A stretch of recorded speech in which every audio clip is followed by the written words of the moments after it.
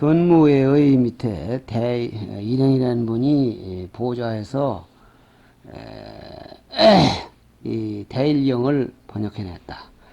그리고 일행의 노력으로 천문학 그리고 역법에 대한 이 좌표를 정해 주었다. 대단히 국가에 공헌한 바가 크다고 하겠습니다. 요건데 이 심오한 학문력 이것이 아니고는 당대의 문화를 바로잡을 수 없다는 그런 입증이 되겠습니다. 요 교재에는 금강지가 오매 그랬는데 금강지가 중국에 온 것이 720년이라고 그랬습니다. 이분 또한 인도 나란타사에 속해 있던 학자로서 개원 8년 선무회보다 약 4년 늦게 중국에 들어오는 것입니다. 이분이 중국에 들어와서 이미 들어와 있는 이 선무회와 합쳐서 이제 대일경을 번역했다는 것은 요 앞 시간에도 얘기를 했지만은 중국에서 약 20년 동안 번역을 하는데 주로 이분은 의식, 밀교에 관한 얘기를 경전을 번역해냈고, 그런가 하면은 그의 제자 불공이 이 밀교에서 또는 불교계에서 잊을 수 없는, 빼놓을 수 없는 그런 분인데 705에서 774가 되겠습니다. 이분은 사실은 금강지와 함께 같이 들어와서 낙양에 들어와서 비로소 기회를 받은 그러한 좀 특색 있는 인물입니다. 인도 사람으로서 따라와서 중이 여과서 된다 그런 얘기죠. 삭발본사가 중국이 됐습니다. 그분은 이 불공은 다시 이제 기회를 받은 후에 다시 본국을 와서 여러 곳을 다니면서 자기 스승인 금강지가 하던 그런 업적을 계승하기 위해서 각종 밀교 경전을 구해가지고 다시 중국으로 돌아옵니다. 이래서 이 밀교 경전을 대대적으로 번역을 하고, 그런가 하면은 불교 의식을 제정하는 그러한 그 큰 역할을 합니다. 그분이 번역한 경우로서 요즘 우리에겐 인용되는 경전이 별로 없고 견문이 없으니까 그렇습니다만은 여러 가지 경전이 있습니다.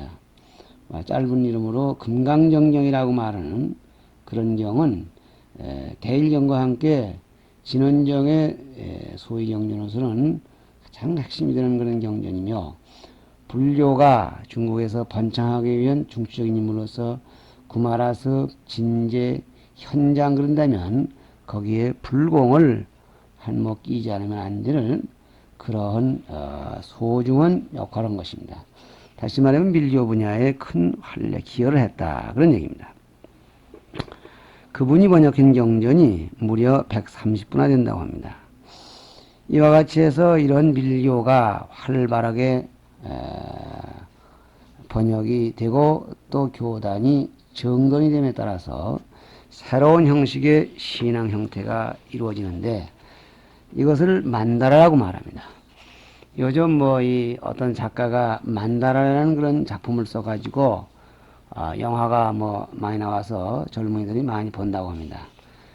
이런 기회에 한 가지 생각해 보자는 것은, 만다라 그러면은 그 작중 인물이 나오는 것처럼 어떤 중이 파괴해서 방황하는 그런 모습이 만다란가 할지 모르겠으나, 이 만다라는 말은 정확히 말하면 단 그런 의미가 되는 것으로 압니다. 단을 어떻게 채르느냐 그런 것들 전부가 만다라에 속합니다. 우리가 부처님을 탱화로 이렇게 놔뒀을 때에 가운데 석가모니 부처님이 계시면 그 왼쪽에 문수보살, 오른쪽에 보현보살이 계시다. 이런 그 위치 배열, 이런 등등이 전부가 만다라라고 이렇게 되겠습니다. 그런데 이 밀교의 그 주장은 신밀, 구밀, 어밀, 몸도 비밀하게 지니고 또 입도 비밀하게 지니고 뜻도 비밀하게 지녀서 그것이 대일열애에 부합되도록 하는 것.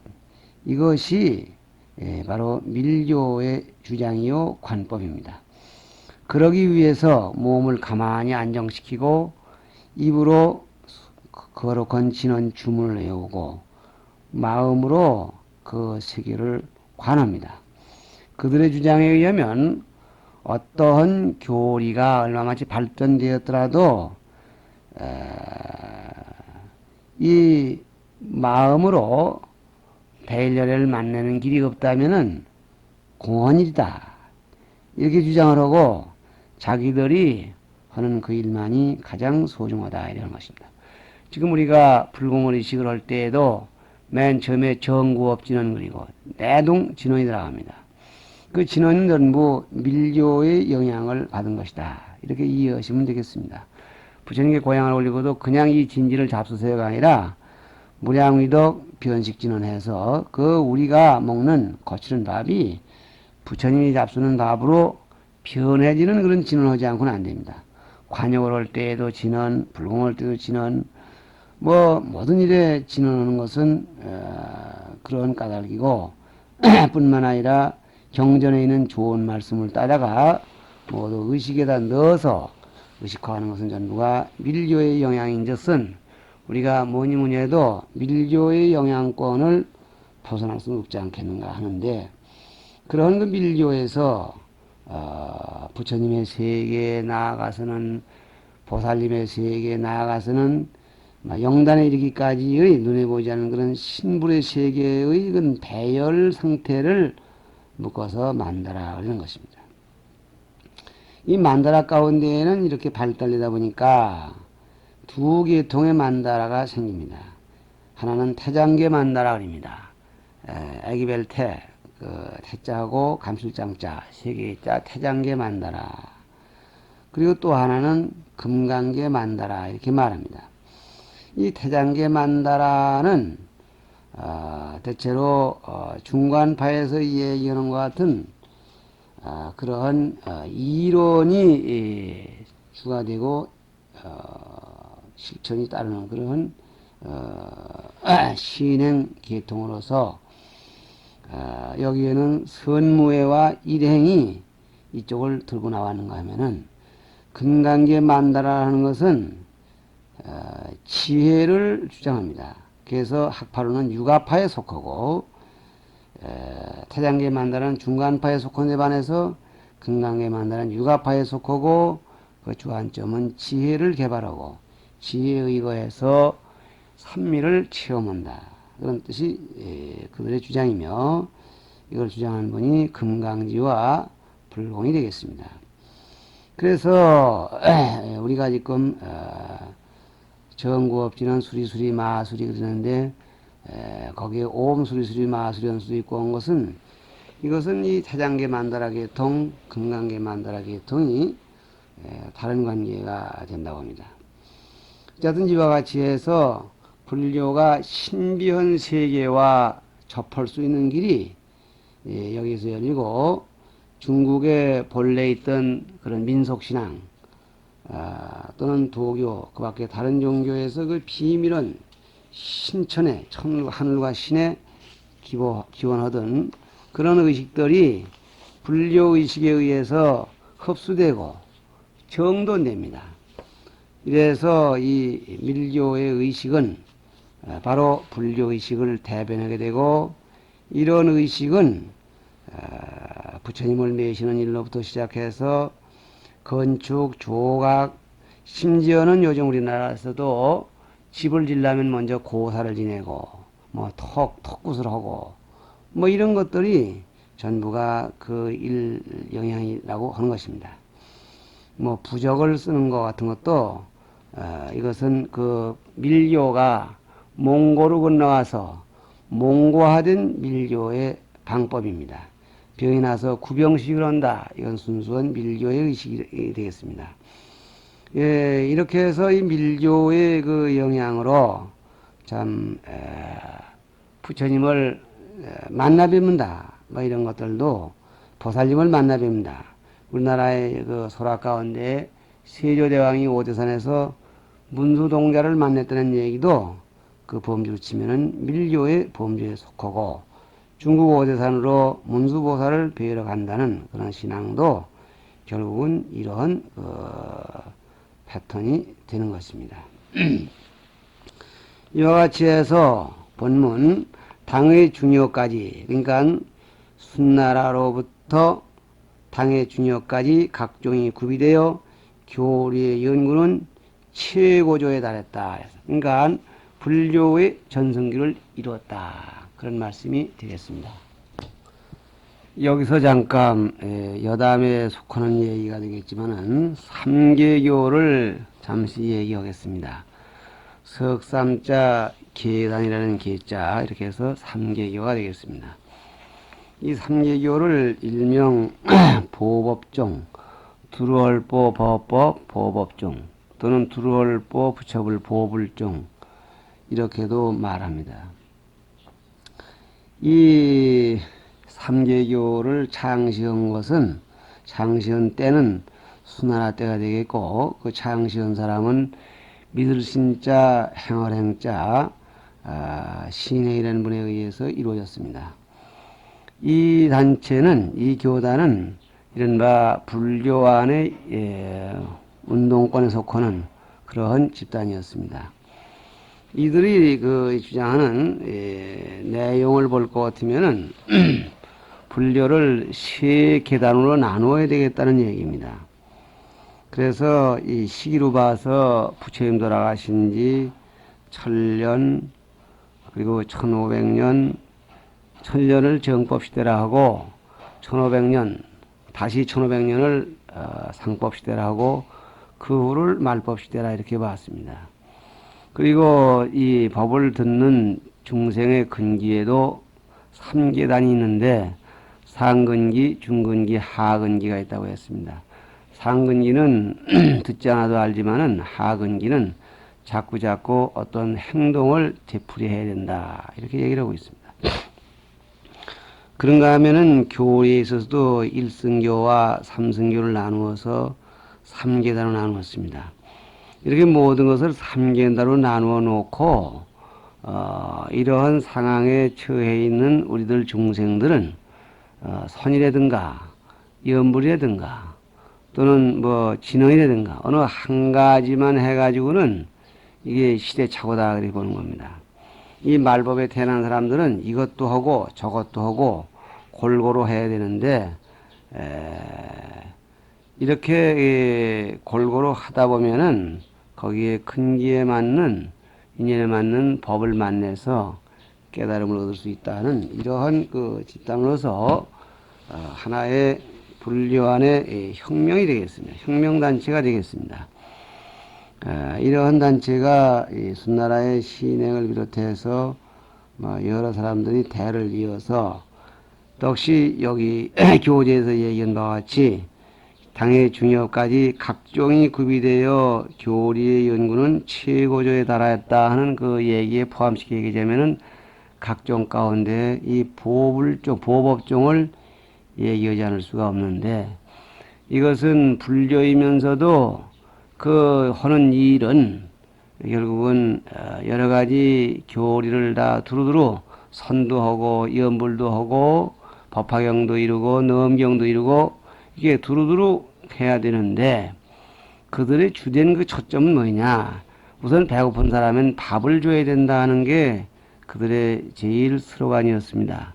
그래서 교리의 연구보다도 그들은 모여다니면서 빈민구제 사업이라든가 또는 불의에 항거하는 데에 앞장서는 이러한 그 이 사회정화적 차원까지 손을 대서 그의 신행의 당시 신행의 제자가 300여 명이었다 하고, 당나라의 중엽에는 그 활약이 대단했던 것인데, 이것이 참 일단 참 이렇게 당 중엽에 와서 금지를 당하는 그러한 그 운명에 처합니다.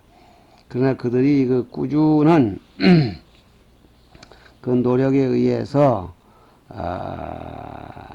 다시 그 빛을 보아서 이 각종파가 쇠퇴한 뒤에도 이들이 은은히 명맥을 유지해서 이른바 삼계교의 오사라고 하는 그러한 5가지의 사찰이 선정이 됩니다. 그래서 그 가운데에서도 화도사라고 규화할 화, 또 제도할 도, 이 화도사라는 절만은 참 많은 사람에게 그 영향을 입었습니다. 이 화도사의 이름은 화도 경원이라고 이렇게 말하게 되는데, 이분이야말로 이 절이야말로 당 중엽에 있었던 무종의 해창사타, 불교 이 삼무일종의 법난 가운데 가장 잔인했던 그 해창사타 때에도 이 절만은 걸지 말아라 이런 의명을 받고 존속될 정도로 이렇게 사회적으로 인정을 받았던 그러한 종파입니다. 요컨대 이 불교 교리상으로 봐서는 국가 교리상으로 봐서는 잡다한 그러한 교리이고, 그 행동으로 봐서는 무슨 사회단체 같이 되어 있기 때문에 그들을 단순한 종으로만 봐주지 않고 오히려 이 이단 시대는 그런 뜻이 이미 색이 있어서 그래서 삼계교라 이렇게 이름을 지어서 그래서 이 통제를 받게 된 것입니다. 이것이 국가적으로 이 검지령을 받게 된 것도 어쩌면 사회사업에 너무 참여하고 그렇게 되다 보니까 국가 통치 목적에 상치되는 일도 하게 됩니다. 옳지 못한 일을 보고 항거하고 또는 국가의 그 정치 노선에도 반대되는 그러한 문제가 대두됩니다. 그런 논란이 대두돼서 그들이 이른바 그 금융기관으로서 불쌍한 사람을 도와주는 융자기관으로서 해왔던 무진장원이라든가 뭐 이런 것들을 전부 제거하고, 그래서 이 참 당 중엽 이후에 그들이 본래 가지고 있던 세력권을 많이 잃고 명맥만 유지하는 그런 상태가 나왔다는 것도 하나 부원해 둬야 할 것으로 생각합니다. 이상으로서 제2단원 마치고 22페이지 제3단원에 불교의 세태와 선종의 지속, 이런 단원이 되겠습니다. 본문 당의 현종 말년 755년입니다. 안록산의 난과 그 후 무종의 배불로 인하여 교세가 꺾이고 교리보다 실수에 치중하여 선, 율, 염불, 밀교에 관심을 가지게 되었다 그랬습니다. 이 안록산이 난을 일으키고 중국 천하가 어수선할 때에 결국은 세상이 시끄러웠던 것도 말할 것 없거니와, 그러한 사이에 참 두보 같은 그런 그 유명한 시인, 즉 전쟁 문화를 참 읊고 인간의 고뇌를 대변했던 그런 그 시인들도 나왔습니다만은, 그런가 하면은 이 교단에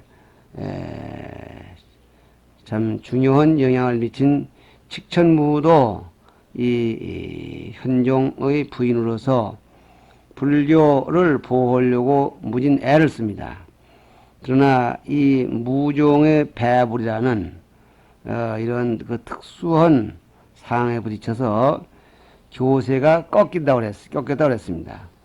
그 교세가 꺾인 것은 요 앞 시간도 말씀했지만은 불교 서적을 죄 갖다 불질러 버려서 하나도 남기지 않고 근거가 없어집니다.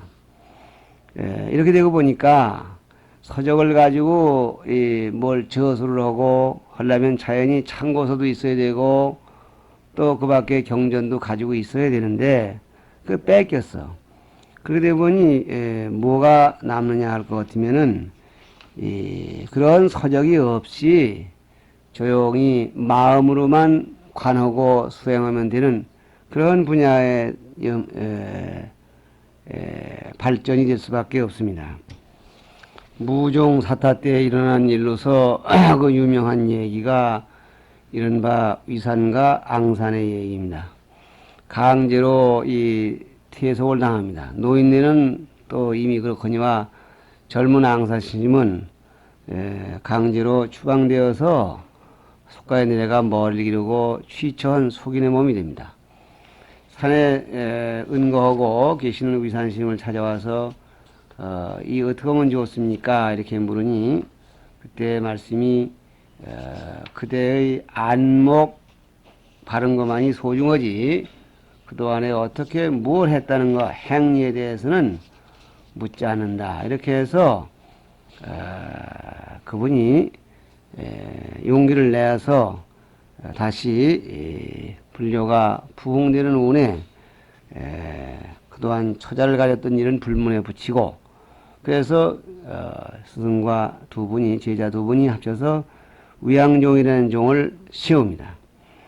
이걸 보더라도 처자식을 가졌다 하더라도 비록 겉모양 속인 모습을 했더라도 안목 바른 것만을 가지고 소중히 얘기고 아껴서 종을 세울 정도로 이렇게 무종의 사타가 잔인했고 그런 가운데에서 서적이 없이 겉모양이 어찌됐든지 속으로 마음을 관하고 수행을 하면 되는 그런 종파만 남게 되는데 이러한 선여물율 밀교 이것을 실천적 불교 계통이라 이렇게 보는 것입니다. 이렇게 해서 여기에는 당의 얘기는 이걸로 끝내는 것 같은데 당이 끝나자 이른바 당에서 송으로 넘어가는 그 과정에 이른바 5대의 시절이라는 그런 기간을 거치게 됩니다. 5대란 말은 후양, 후당, 후진, 후한, 후주 요 사이 불과 50년 기간이 되겠는데 요 이 5대가 참 어느 하나라도 잘